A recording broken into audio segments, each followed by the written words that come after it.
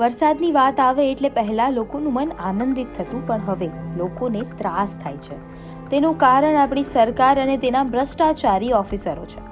મસ્ત મોટા પગાર લેતા કોર્પોરેશનના એન્જિનિયરો આજ સુધી એવો અંડરબ્રિજ નથી બનાવી શક્યા કે જેમાં પાણી ભરાતું ન હોય. રાજકોટ વોર્ડ નંબર 3ના રેલનગરમાં જવા માટે 2017માં મનપા દ્વારા ₹17 કરોડના ખર્ચે અંડરબ્રિજનું નિર્માણ કરવામાં આવ્યું હતું.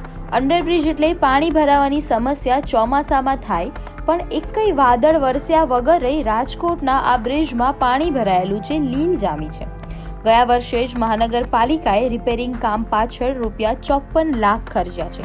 તેનું શું રિઝલ્ટ છે એ તમે જોઈ શકો છો.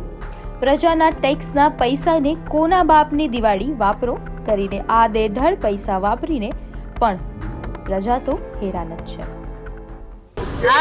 રોજ ડેઈલી સર્વિસ અમારે અહીંયાથી નીકળવાનું જોઈએ અને આમાં ખૂબ જ ખરાબ અંડરબ્રિજ, રેલનગરનો અંડરબ્રિજ ખૂબમાં ખૂબ ખરાબ છે. કારણ કે અહીંયા ચોમાસું વીતી ગયા બાદ પણ દિવાળી સુધી પાણી એઝ ઇટ ઇઝ ભરેલું જ રહે છે.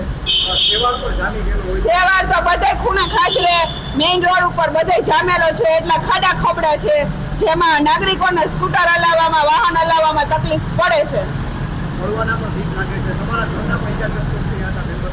હા, મારા સાસુ છે પડી ગયા હતા અહીંયા, એને કમરમાં વાગી ગયું હતું, વાહામાં વાગ્યું હતું, લોહી મરી ગયું હતું, મૂંઢમાર વાગ્યું હતું. હવે એનો ખર્ચો પણ સરકાર ભોગવશે. હા, ક્યાંય ખાલી કલર સિવાય 17 કરોડમાં કલર થોડો 17 કરોડનો જોઈએ, અમે કલર સિવાય કઈ કર્યું નથી. ક્યાંય થયું નથી, ક્યાંય લાગતું નથી. અંડરબ્રિજનું કામ ચોખ્ખું કરેલું હોત, અંડરબ્રિજમાં પાણી કોઈ પણ પ્રકારે ભરેલું ન હોવું જોઈએ.